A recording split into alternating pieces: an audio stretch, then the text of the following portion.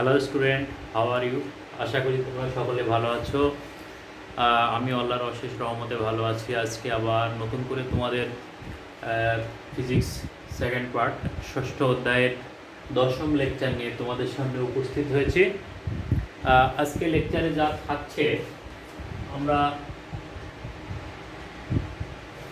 গতদিন compound microscope নিয়ে আলোচনা করেছিলাম। আজকে আমাদের দশম লেকচারে যেটা থাকছে দূরবীক্ষণ যন্ত্র অর্থাৎ টেলিস্কোপ। তো টেলিস্কোপ নিয়ে আমরা আলোচনা করতে যাচ্ছি। তো তার আগে আমাদের জেনে নেওয়া দরকার যে টেলিস্কোপ কী এবং কী কাজে ব্যবহৃত হয়।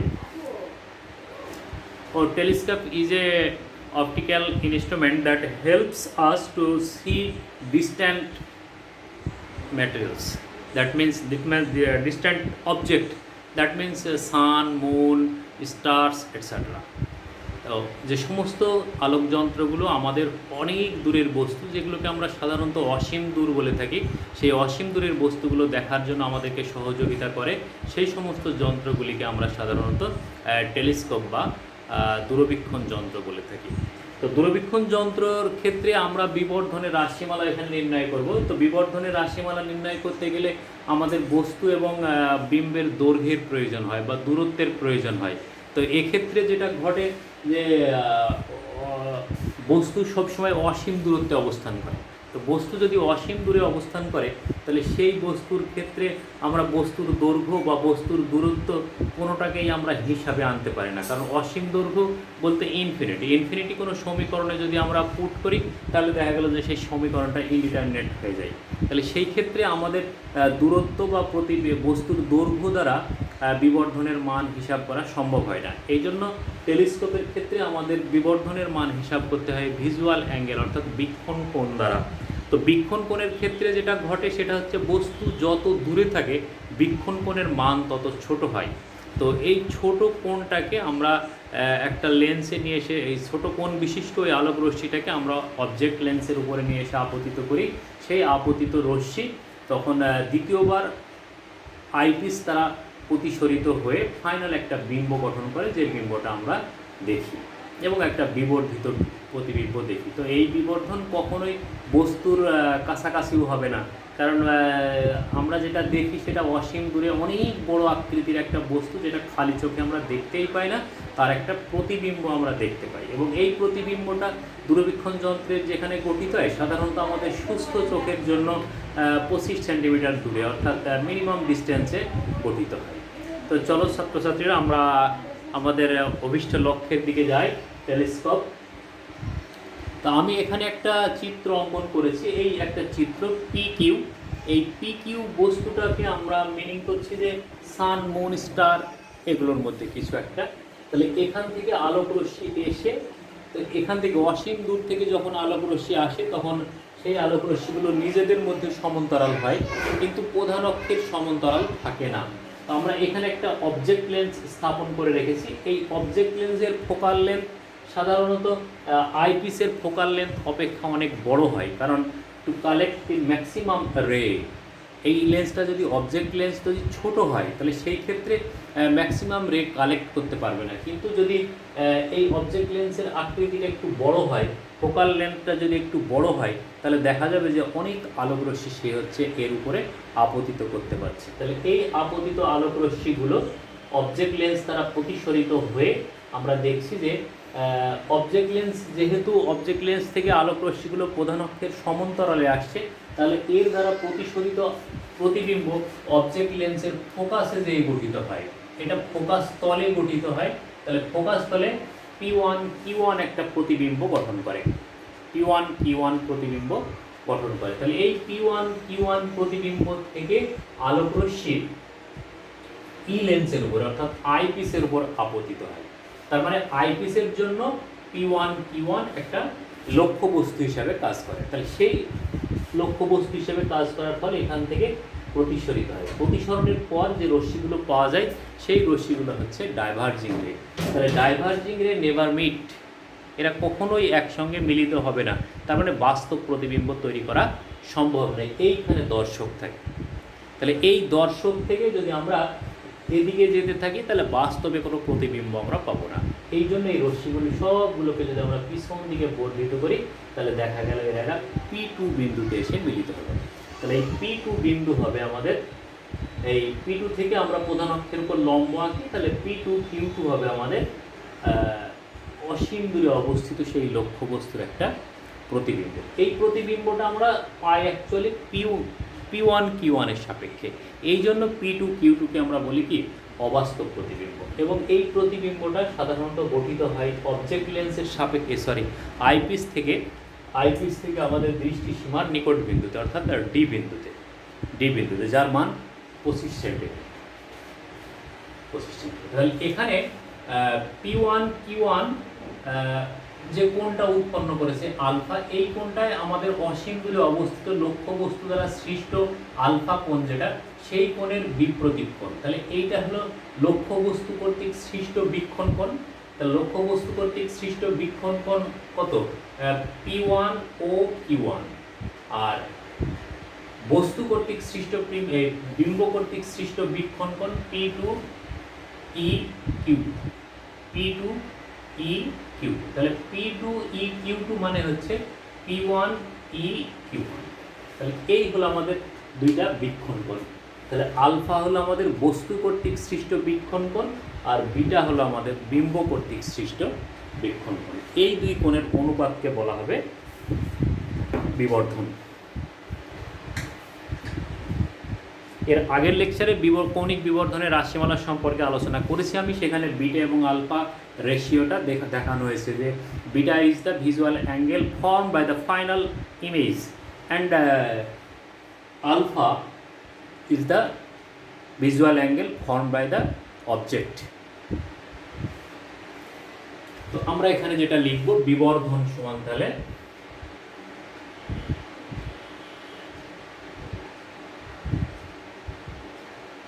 বিবর্ধন m। তো বিবর্ধন m ইজ ইকুয়াল টু কি হবে আসলে?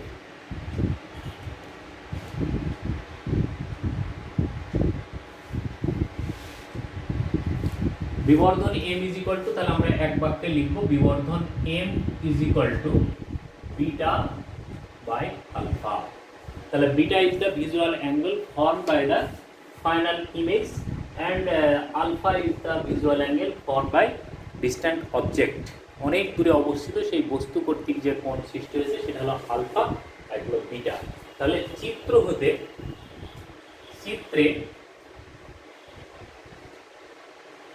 Beta is equal two P2 EQ2। এই কোণটা সমানই আমরা পাই যেটা, সেটা হচ্ছে যে P1 EQ1। তার মানে এখান থেকে ই বিন্দুর সাথে যে কোণ আর এখান থেকে ই বিন্দুর সাথে কোণ একই সমান কোণ। আর আলফা ইজ ইকুয়াল টু যেটা আমরা পাচ্ছি, alpha is equal to actually অসীম দূরে অবস্থিত বস্তুর এই কোণটাতে, এই কোণেরই বিপরীত কোণ হলো এইটা। তাহলে এখন আমরা এটাকে লিখে থাকবো যে P1 ও Q1। এখন আলফা এবং বিটার মান যদি খুবই ক্ষুদ্র হয়, তাহলে আমরা এই আলফাকে ট্যান আলফা, বিটাকে ট্যান বিটা লিখতে পারি। তাহলে সেটা যদি আমরা লিখি তাহলে আমাদের কি দাঁড়াবে? অতএব m is equal to tan beta divided by tan alpha. তো ট্যান বিটা সমান তাহলে কি হবে? ট্যান বিটা সমান আমরা এখানে কি লিখতে পারি? এটা সমান লম্ব বাই ভূমি। তাহলে লম্ব কত? P1 Q1 ডিভাইডেড বাই ভূমি হচ্ছে OQ1। তাহলে P1 Q1 divided by OQ1। এইটা এখন উল্টে যাবে। তাহলে উল্টে যদি যাই তাহলে আলফার জন্য আমরা ট্যান আলফা সমান কি লিখবো? ট্যান আলফা সমান লম্ব বাই ভূমি। তাহলে ভূমি যদি হয় তাহলে ভূমিটা উপরে চলে গেল, তাহলে এটা হলো EQ1। আর এটা তাহলে কত হবে? OQ1 divided by P1 Q1 বাদ চলে গেল, তাহলে থাকছে m is equal to O Q one divided by E Q one. এখন ও কিউ ওয়ান হচ্ছে এখান থেকে এই পর্যন্ত দূরত্বটা। তো যখন অসীম দূরত্ব থেকে সমান্তরাল আলোক রশ্মি এসে প্রতিবিম্ব গঠন করে, সেই প্রতিবিম্বটা অবজেক্ট লেন্সের ফোকাসে গঠিত হয়। এটা আমাদের লেন্সের বেসিক যে নিয়ম, সেই নিয়মের মধ্যেই পড়ছে যে অসীম থেকে একগুচ্ছ সমান্তরাল আলোক রশ্মি প্রধান ফোকাসের লেন্সে প্রতিসরিত হওয়ার পরে প্রধান ফোকাসের এই ফোকাস তলে গঠিত হয়। ফোকাস তলে গঠিত হয়, তাহলে ফোকাস তলের ডিস্টেন্স ফোকাস দূরত্বের সমান। তাহলে এই ক্ষেত্রে আমরা এটাকে বলতে পারি যে O Q one is equal to F naught, তার মানে অবজেক্ট লেন্সের ফোকাস দূরত্ব এখান থেকে ও কিউ ওয়ান, এটা এফ নট। তাহলে আমাদের এম ইজ ইকুয়াল টু যেটা পাবো আমরা, তাহলে F nought by E Q one. এইটাকে যদি 1 নাম্বার সমীকরণ বলি আমরা, তাহলে এই 1 নাম্বার সমীকরণ হচ্ছে আমাদের এইটার একটা বেসিক ইকুয়েশন ম্যাগনিফিকেশনের। এখন এই বেসিক ইকুয়েশনটাকে আমরা দুইভাবে ব্যবহার করব, একটা হচ্ছে for maximum magnification and for minimum magnification. তাহলে বেসিক ইকুয়েশনটা আমাদের নাম্বার দিলাম 1 এবং তার মান হলো M is equal to F nought by E Q one, F nought by E Q one. তো যাই আমরা এখন এর ম্যাগনিফিকেশনটাকে আলাদা আলাদা করে দেখি কিভাবে দেখা যায়।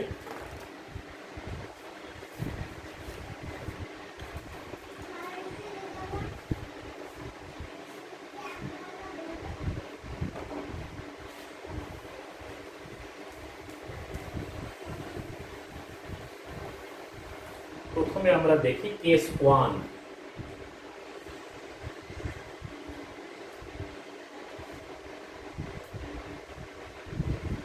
for maximum magnification, for maximum magnification এর জন্য আমরা কি পাই সেটা দেখি আমরা, যে অসীম দূরে আলোক রশ্মি সেই প্রতিবিম্ব গঠন করবে, সেই প্রতিবিম্বের জন্য আমরা সর্বাধিক কি পরিমাণ বিবর্ধন পেতে পারি সেইটা আমরা দেখব। তো ম্যাক্সিমাম এটাকে আমরা বলবো যে নিকট ফোকাসিং, নিকট ফোকাসিং বলা হয় এটাকে।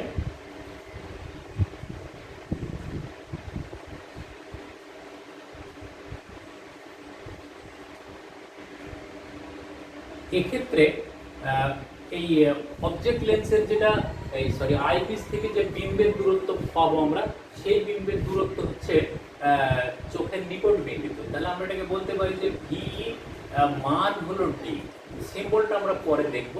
V is equal to D, অর্থাৎ final image for minimum distance of eye, অর্থাৎ চোখের নিকট বিন্দুতে গঠিত হবে।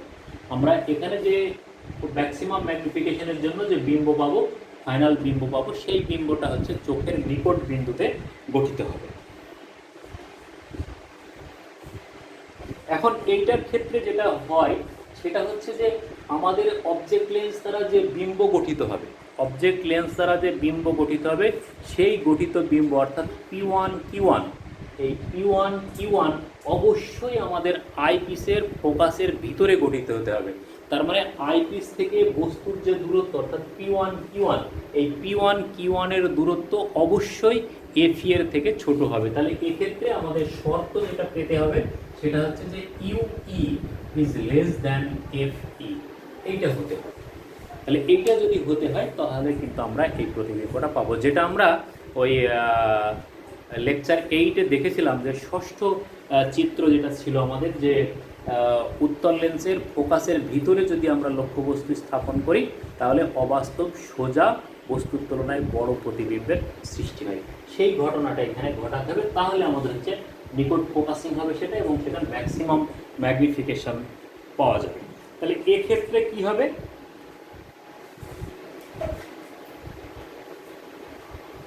এই ক্ষেত্রে বস্তুর দূরত্ব বলতে অভিনেত্রের জন্য বস্তু দূরত্ব, এক্ষেত্রে বলতে এটা অভিনেত্রের জন্য, এটাকে আমরা এটাও বলতে পারি যে অভিনেত্রের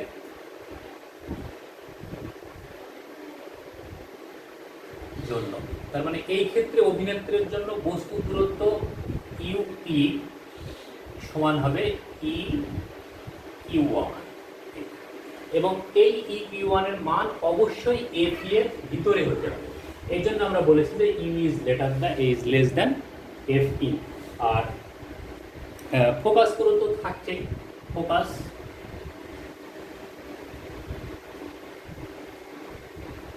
মানে অভিনেত্রীর ফোকাস দূরত্ব এফ ই। আর বিম্বের দূরত্ব আমরা এখানে ধরেই নিচ্ছি যে বিম্বের দূরত্ব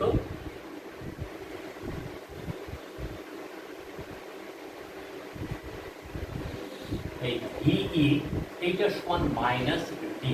তাহলে আমরা মাইনাস ডি কেন ধরে নিচ্ছি? কারণ অবাস্তব দূরত্বে গঠিত হচ্ছে বিম্ব, এই জন্য মাইনাস ডি ধরেই নিচ্ছি।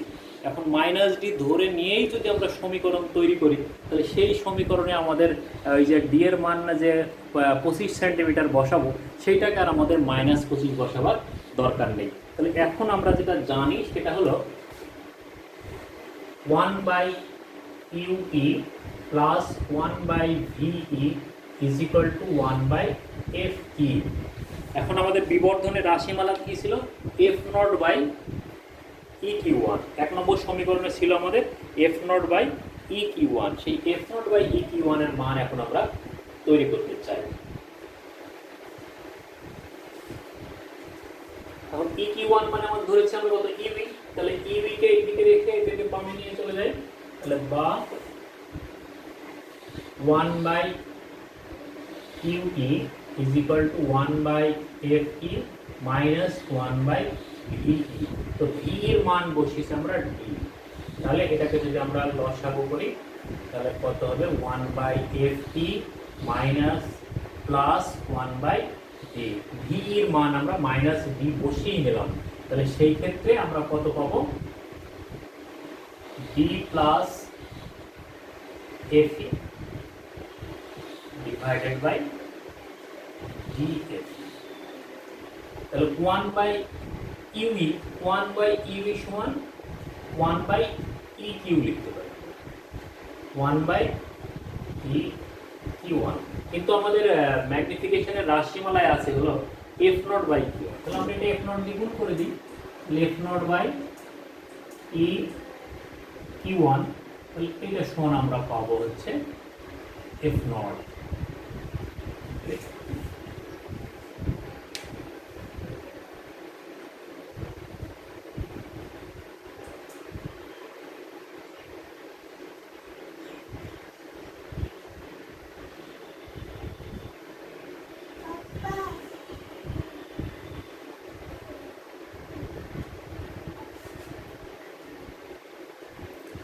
এটাকে যদি আমরা এখন এইভাবে লিখি যে F0/FE, তাহলে এটাকে লেখা যাবে কি? উপরেরটা তাহলে 1 প্লাস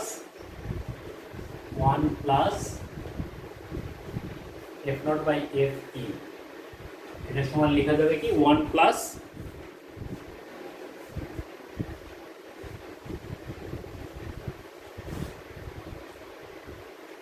FE/, এই সমীকরণটা থেকে আমরা যেটা পাবো সেটাই হবে আমাদের তাহলে EQ1।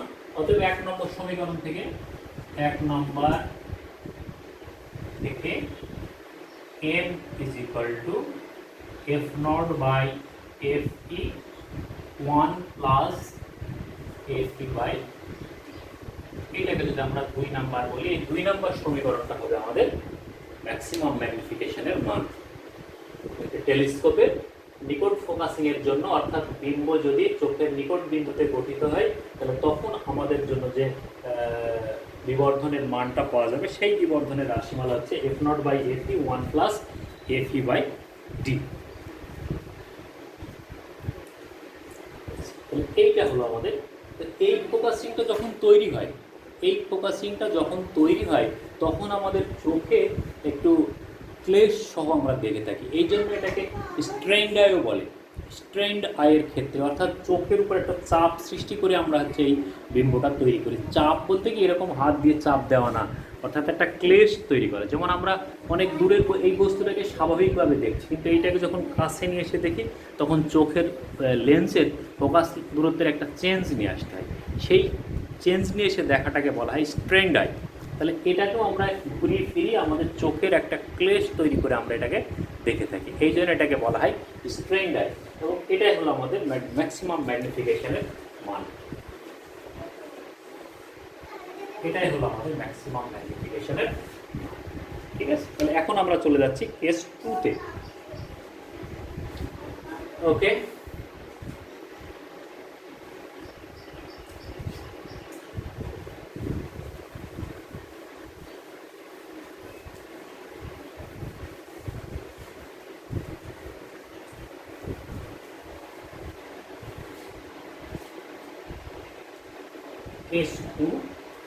কেস টু হচ্ছে আমাদের মিনিমাম ম্যাগনিফিকেশন ফর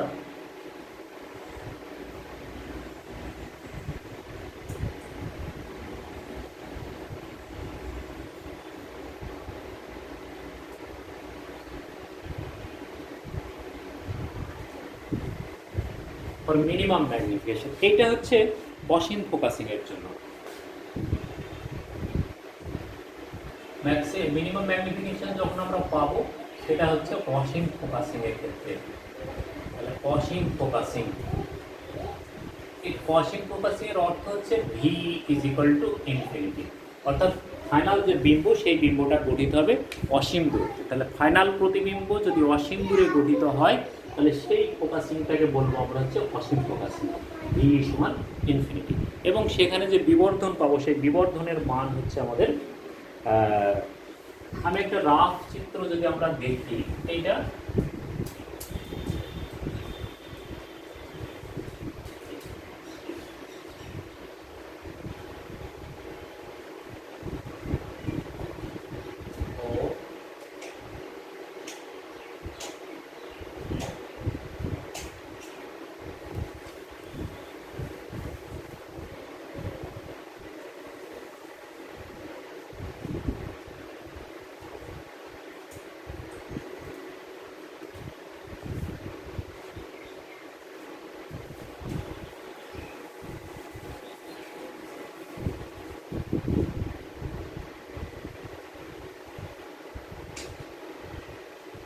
এইখানে আমাদের P1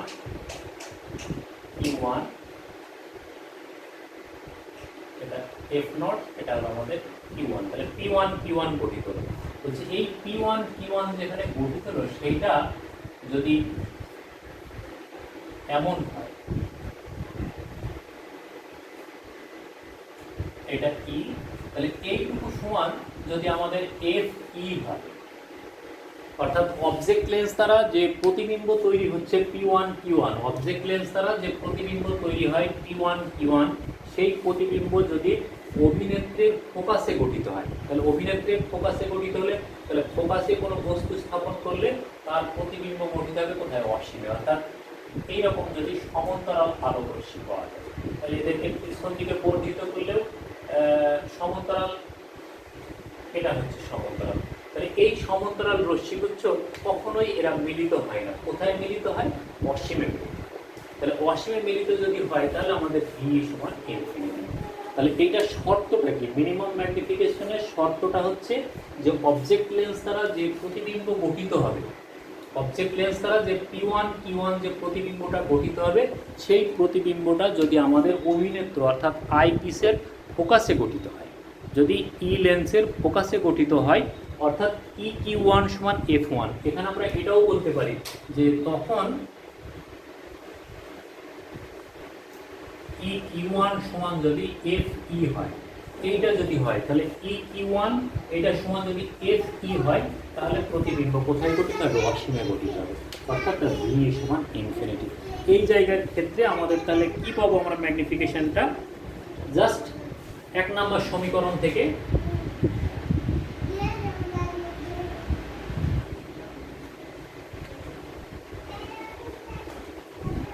M is equal to F0 by EQ1 ছিল, তাহলে ওইখানে আমরা পাবো F0 by FE। এইটা হলো আমাদের 3 নম্বর সমীকরণ মিনিমাম ম্যাগনিফিকেশনের রাশিমালা। M is equal to F0 by FE, object লেন্সের ফোকাস দূরত্ব ডিভাইডেড বাই আইপিসের ফোকাস দূরত্ব।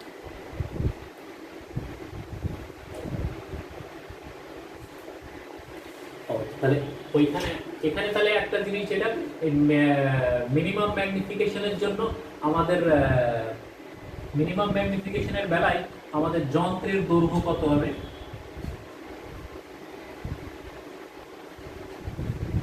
L ইজ ইকুয়াল টু তাহলে O Q one plus E Q one, E Q one, তাহলে ও কিউ ওয়ান সমান এফ নট আর E Q one সমান F E. এটাকে আমরা 4 নাম্বার সমীকরণ বলি। তাহলে এইটা হলো আমাদের, এটা হলো মিনিমাম ম্যাগনিফিকেশনের বেলায় যন্ত্রের দৈর্ঘ্যের রাশিমালা। যন্ত্রের দৈর্ঘ্যের রাশিমালা আমরা ওইখানে আরেকবার একটি যন্ত্রের দৈর্ঘ্যের রাশিমালা বের করতে হবে আমাদের, যেটা মিসিং হয়ে গেছে একটু।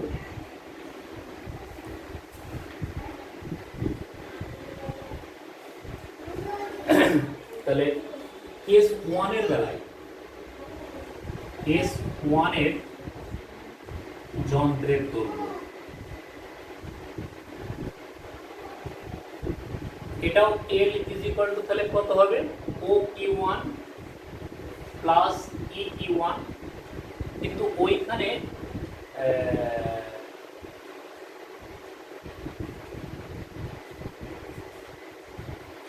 নিকট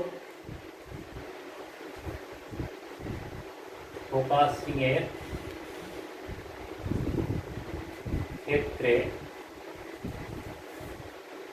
ই Q one, E Q one সমান আমরা পেয়েছিলাম হচ্ছে DFE divided by D plus F, এই মানটা পেয়েছিলাম আমরা। তাহলে এইটা এখানে বসিয়ে দিলে হয়ে গেল। তাহলে এখন আমাদের যেটা দৈর্ঘ্যটা পাবো আমরা F naught plus DFE divided by D plus FE.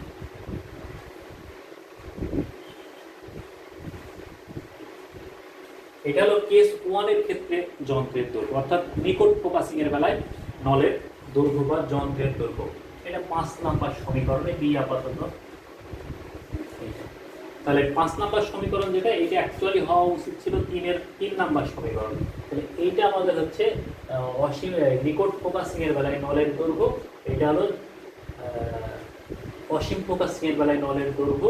3 number সমীকরণটা হচ্ছে আমাদের অসীম ফোকাসিং এর বিবর্ধনের রাশিমালা, 2 নম্বর হচ্ছে আমাদের নিকট ফোকাসিং এর বিবর্ধনের রাশিমালা।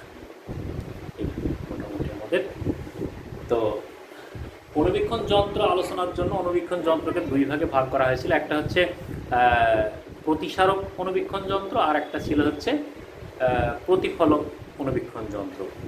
তো এর পরের লেকচারে আমি অনুবীক্ষণ যন্ত্রের ওই প্রতিফলক অনুবীক্ষণ যন্ত্র এবং এর যে গাণিতিক সমস্যাগুলো আছে সেই গাণিতিক সমস্যাগুলোকে নিয়ে আলোচনা করে দেবো। তবে আমাদের সাধারণভাবে মনে রাখতে হবে যে এই জিনিসগুলোর এই সমীকরণ যেগুলো পার্ট বাই পার্ট আমি ক্যালকুলেশন করছি, ইকুয়েশনগুলো আমাদের কোনটা কোন ক্ষেত্রে প্রয়োজন হবে, কোনটা কোন অবস্থায় আমাদের প্রয়োজন হবে, সেইটাকে আমাদের খেয়াল রাখতে হবে। এইটাকে সাধারণত ডট ডট দিয়ে দেখানো হয়, ডট ডট দিয়ে দেখালে ভালো বোঝা যায়, কারণ এটা হচ্ছে পিছন দিকে বর্ধিত করে বোঝা যাচ্ছে। এটা